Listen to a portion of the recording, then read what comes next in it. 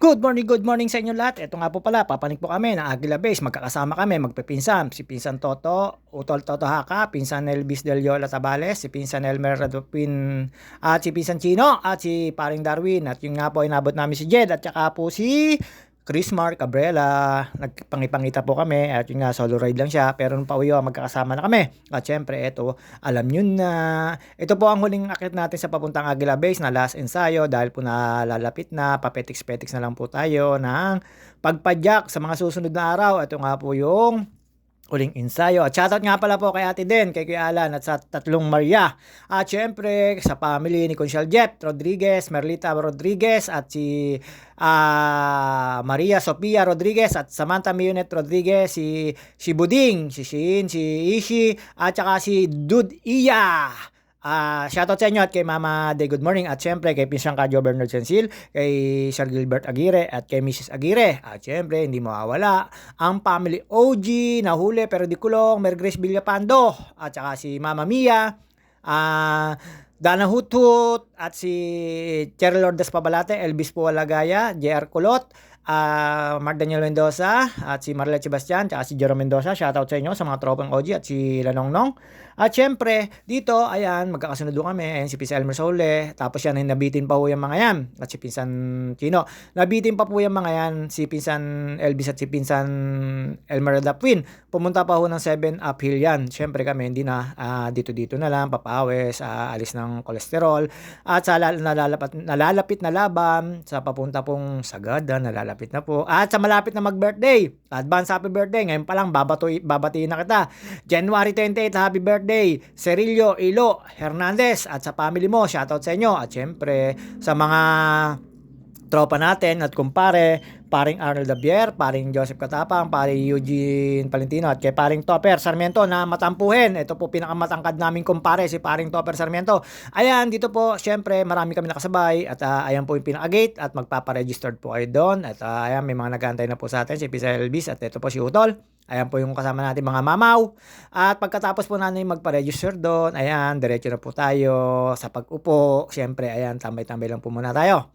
Inaantay po lang namin, meron po dyan maselan at maarting nagpaparegister pero hindi ko sasabihin kung sino. At yun nga pagkatapos mag-register ni Pinsan Chino, dumiretso na po kami pataas at sa pataas naman po ang dami namin nakakasabay at nakakasilimuha at yung mga nagwo-walking tsaka mga nagbabike. At ayun na nga po, dito po ay super lamig. Sobra pong paglamig siguro lalo sa pagpunta namin sa Cordillera or papunta po ng Atok, papunta po ng Bugyas at lalampas po kami sa Bugyas hanggang Sagada. Ayan, medyo nakakatamad pong pumidal, gawa po ng sobrang lakas at ang hangin, ang ulan, alam nyo na. Wala pala pong ulan. Makulimlim lang, sorry po. Ayun nga lang, malamig po. Tapos simoy po ng hangin, sobra pong lamig, lalo po sa parting taas at talaga naman pong kami ay nung pababa, nalalamig po mga kamay at nalalamig po lahat talaga, pati po syempre tayo may dala po tayong extra ng t-shirt kaya medyo tayo ay hindi masyado nilamig pero kalimitan po ng bumaba rito at yung pamanik, isa po ang sinasabi, napakalamig daw po, alam nyo naman, ang JT, minsan giniginaw, minsan hindi at may kilala po ako na laging giniginaw. Ayun, majonda na. At syempre, ayan po, papanig po tayo. At shoutout nga pala po sa ate Siyang ko na naniningil. At yung ate Dana May niya na sinisingil.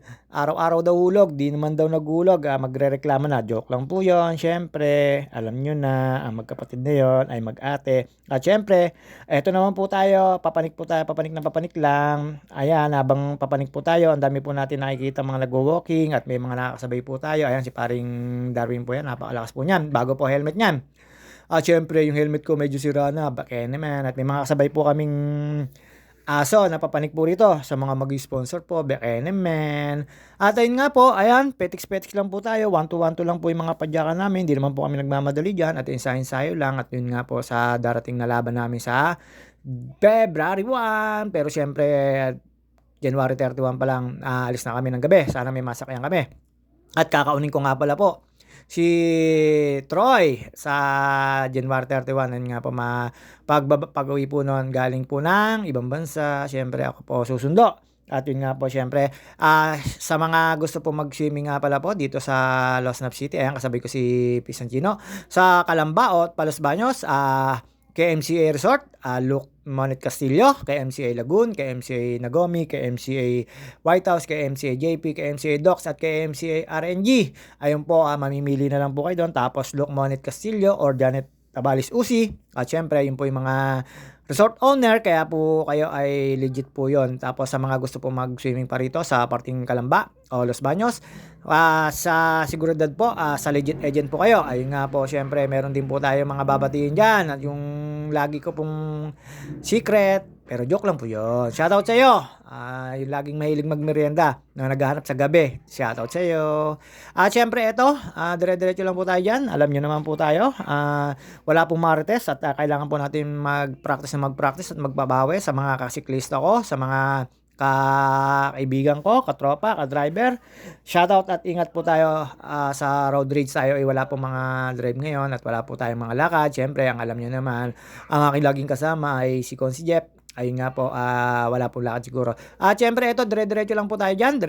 Panik lang po ito. Napakalamig pong pumidal niya na nakala nyo po ba ay medyo, di ko po alam, basta yung paspas ng hangin, yung dampi ng, tawag dito, ambience, sobrang lamig po. At pagdating po sa taas, alam nyo na, si Ate Marcel at si Kuya Lando, inom lang po tayo ng buko.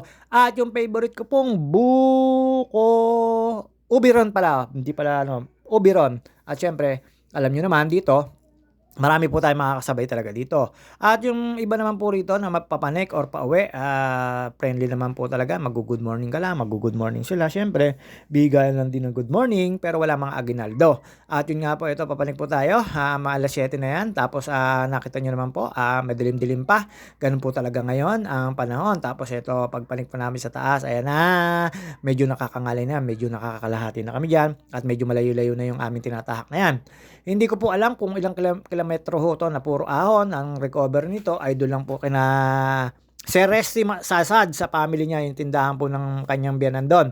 At nakita ko po yung kapatid anak niya doon. Tapos hindi ko lang po siya nakikita at may trabaho.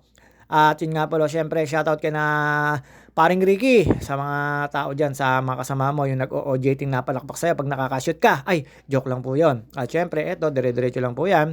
Alam nyo na, walang marites, legit walang marites. At ito po, syempre, susunod na araw na to, pa-jab-jab na lang tayo. Sundot-sundot na lang tayo ng konting pedal para ma-stay po yung stamina para sa susunod na laban sa next week na pag-alis namin. Syempre, bike is life at saka bus is life din. Ayan, nakasabay po namin yan, sina ate. Hingal na po sila dyan, pero pinagtatawanan po nila yung mga kasama niya dahil yun nga patigil-tigil, ayan, nagpipicture-picture pa. Uy, ate, pag lumingon ka, aking ka, kaya lang, hindi naman lilingon yan. Huli na ng lumingon, good morningan namin. At syempre, ayan, wala po silang kasamang guide, pero may kasama po silang Mamshi. Ayun nga po, ayan, nakita nyo naman po. Na good morning lang. Siyempre, alam na this, pag ganyan. Ayun, lumingon, pero tinawag ko na. Siyempre, nainip na ako. Alam nyo naman. Ayan, pagkalampas po namin, dire-diretso lang po tayo. Medyo mahaba pa po ito. Pag nakita nyo po yung ano na yun, yung tawag dito, yung gumuho or tumumbang puno na yun dati ng makalakasan ng bagyo. Ayun naman po, pagka may bagyo talaga dito, hindi ka po talaga makakapanig dito, pinagbabawal kasi madulas, tapos madahon, marami po lumalaglag ng mga sanga-sanga, makaka-aksidente po. Ayan, medyo galit-galit na yung mga binti natin, pero sakto lang po, pedal lang ng pedal. At kasama ko po dyan si Pisa Gino, syempre, tiyaga-tiyaga lang, pero ayan, medyo malambot yung kanyang gulong. Yung gulong ko, hindi naman po. Binidyohan ko lang. At yun nga po, ito, makalampas lang po tayo sa medyo matatarik na ahon na mahaba, pero hindi ko po alam ang gradient dito. Pero syempre, sok-sok lang yan. Alam nyo naman po dito, ang Aguila Base, hindi po siya, ang tawag dito, hindi po siya ibon. Pero marami po mga ibon dito na tawag dito na maririnig. Ang tawag lang po siya kanya ay Aguila Base, yung lugar na yon. Nakalagay naman po doon yung pinaka-arko niya or ang tawag dito, signage. Pero wala naman po doon Aguila. Tapos meron doon bumbahayan, nadadaanan po natin dito yung mga small community. Marami po nakatira dito. Ang kalimitan din po rito ilaw ay solar, pero meron din naman po ako nakikitang kuryente. Ayun nga po, mas nakakatipid sila sa solar at saka syempre dito naman po, hindi naman kailangan lagi may ilaw lalo pag kagabi. Wala naman po kayong gagawin dito kundi matulog tapos magkalabitan pag may asawa. At yun nga po, pagkatapos po dito, makalampas po doon sa may nakalagay na barrier, malapit na po kayo doon sa Makiling Forest na naka-signage. At yun nga po, paglampas po doon, meron pong tambayan doon at meron din pong patayaan doon ng mga alam nyo na. Ayan, marami po kayong makikita mga ano dito, nasakay ng motor, may habal-habal. Yung iba kasi papanik po ng peak 2 yung mga naglalakad. Yung iba kasi gusto doon na sa peak 2, sa Aguila Base magantayan at may sumasakay po sila ng motor. Habal-habal kung tawagin dito pero hanggang dalawa lang po yung sasakay nila. Hindi yung kagaya ng ibang habal-habal na meron po mga lagay sakay sa tagliran. At yun nga po, pagdating po ng Aguila Base na may mga ano naman po kayo, may mga guide pero hindi kayo pwedeng pumanik pagka po walang guide. Pwede lang po kayong pumanik ng peak 2 pagka mahal na araw. Free po yun, free sa mga guide. Pero dito alam nyo naman, iniingatan po nila yung mawala yung mga mountain climbing ba tawag doon. Basta yung mga pumapanik po ng bundok, mahilig pumanik sa bundok. Bawal po pumanik doon sa peak 2 nang wala kayong guide. Pwede lang pong maglibre doon ng pagpanik ng walang guide ay pagka mahal na araw po. Yun po talaga kahit sino po pwede pumunta doon mag-camping. At ito po, dire-diretso lang po tayo dyan. Lalampasan lang po natin yan. May mga nakaparada na yan. Dyan po may mga nakabahay-bahay dyan. Pero syempre, sikreto lang po kasi nasa parting gitna. At bulubundukin po talaga to na Mount Pakiling. Dadaanan nyo po rito ang flat rocks. Tsaka po yung Mud Spring. Ang Mud Spring po ay palagi ko pong nakikita yan dyan. At pag nagwo-walking pero pag nakabike, ang hirap pong puntahan dahil po nasa labas at higit kulang-kulang or higit 900 meters or kulang-kulang 1 kilometro ang dayo po nyo sa highway. Hindi po pwedeng iwan ng bike. Mahirap na ang bike natin. Pero dito wala naman pong syempre yung mga ibang mapapapunta rito at alam niyo naman po pagbaba nyo po rito kailangan nyo rin po ng magpumirma at mag-check out dahil po yun ang naka-monitor dito sa may guard na yun. Yung nakikita nyo po kanina na maraming tao na nagre-register. Doon po kami galing kanina, syempre. At yun nga po, dito inabot namin si Chris Mart. Inabot pala po kami ni Chris Mart dito. Napakalakas po nung taong yun. Talaga namang bumibitaw kasi dati yung stamina niya. Napakalakas, hindi natin kakayanin yun. At tayo naman po ay pa-chill-chill lang, pakit-pakit lang. At ito po yung pinaka-recovery niya na mahaba-haba. Paglampas nyo po rito, ito po ay sa may papuntang Mud Spring. Meron po dyan na sikretong piknitan pero hindi naman po pinupuntahan dahil ang lakad pa kayo po rito ay yung Aguila Base to Peak 2, doon na lang po sila. Napakaganda po ng Peak 2 rito. Kaya lang syempre kailangan nyo magpa-register at saka po nang kailangan ng guide, tourist guide. Dahil yung nga po, iniingatan po kasi doon yung mga aksidente na mayroong magga-guide. At yan, dire-diretso lang po tayo dyan. Lalampas po tayo dyan sa isang small community pa rin dito. Meron din po mga bahay dito na talaga namang taga rito po talaga sila. Syempre, taga rito nga eh. Pangkaraniwan nilang sasakyan dito ay pampasaherong jeep. Tapos may mga sarili-sariling sasakyan, lalo po yung mga motor. Ayun nga po, pinambibiyahe nila dito. At syempre, pagka nandun na po kayo sa Aguila Base, marami pong stopover doon. Ayun yung huling stopover nyo, papanik po ng Peak 2. At doon nga po nakatambay kasi yun yung huling pupuntahan nyo na pagtatambayan nyo, nakakainan nyo, na meron po mga pwede ho kayo magpaluto ng itlog, pwede ho kayo magpaluto ng pansit canton, at pwede ho kayo magpaluto ng kape. Niluluto ba kape? Pwede ho kayo magpatimpla ng kape. At syempre, napakalamig po doon, kaya masarap po doon magkape. Ayan, excuse me po, dadaan po tayo dito sa bahay-bahay dito. Dito po nakita ko po ang kapangkaraniwang ilaw doon, yung mga solar sa gabi. Pero hindi po tayo nakakapunta dito ng gabi. Bawal na po. Hanggang 2:00 lang po ng hapon ang pwedeng pumanik dito. Pero pag taga rito ka, syempre kahit gabi. Pero yung mga turista or mga magbubundok or magbabike hanggang 2:00 lang kasi 4:00 pinabababa na po lahat yung nandito hanggang 4 lang, hanggang 5. At syempre, may mga nagkakamping din po rito, lalo pagka na mahal na araw, libreng-libre po rito. At yun nga po, kung gusto nyong, nagkakandabol na, yung gusto nyo po mapagod, dito lang po kayo, wag po kayong sumakay ng habal-habal. Ang dami po namin nilampasan dyan na may mga guide. At yun nga po, pagka nakita nyo po may guide, papanig po yun ng Peak 2, ayan, dadaanan po natin, napakaganda na yan. Tapos dadaanan po natin din isang puno na nakakulay orange. Sa marami nagpapapicture kaya hindi ko po nakuna ng video. Shoutout kay Wilbic Abalos at saka si LC Palentino. At syempre si Fritz Hihe, shoutout sa'yo. Ayan, sinoutout na kita, baka magtampo ka pa. Syempre kina kila basta sa kina Iwok. Hindi ko alam kung kailan kami pupunta dyan uli ng ate ko dyan sa baluarte mo, Cheese Patarayan. At saka utol mo, shoutout sa inyo.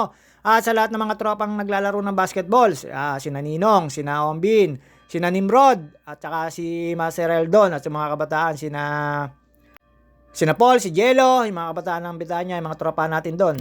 At syempre, si Naming, si Ercita Brothers, si Edom at si Jepoy, si Jeffrey Pilosas, at si Master Pupoy Arante Dimas. At yun nga po, ito, pagkalampas po namin dyan, alam nyo na, eto na po tayo.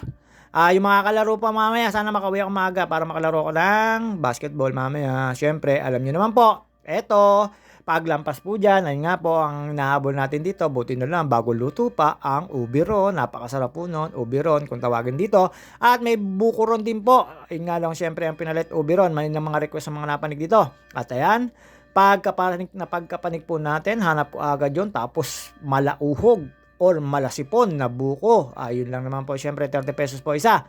Yung pong ubiron, turon, tsaka po yung ano man tawag dito, pritong lumpia ay 15 pesos lang isa. Sa magpapaluto po, hindi ko po alam kung magkano po yung papaluto dyan, ang pansit canton na with egg with coffee. At syempre, alam nyo na, pag tumambay ho kayo doon ng ilang minuto, marami po kayo masasightseeing at marami pong mga tambay, lalo pagka Sunday na ganito.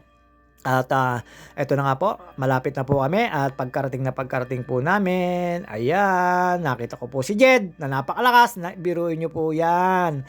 Ang daladalang bike, Japan bike, ang sumunod po dyan ay si Chris Mark. Si Chris Mark po ay huli ng na nakapanik kasi syempre napakalas niya naman, mamaw na mamaw. Ayan po, kinausap po dyan si ate. Kausap po pala ni Pisanchino. Ayan, kausap niya, huli pero di kulong. At ito po yung makakain nyo rito. At syempre, hindi tayo babaw na ito. Makikita nyo po dyan, order po agad ako. No? Ayan po yung ubiron. Bumanat po agad tayo dyan ng buko. Tapos, sumegway po tayo sa isang tabi. At alam nyo na pagkaabot sa akin ni Kuya Lando ng buko, ayan, nanantay ko po dyan si Liana Austria, DJ Maratoni, pero wala. At after po niya, kuha po ko ng isa pang buko, ubiron para goods na goods. At syempre, hanggang dito na lang po muna tayo. See you on my next video. Babuus, mga ka-JT. Ahem!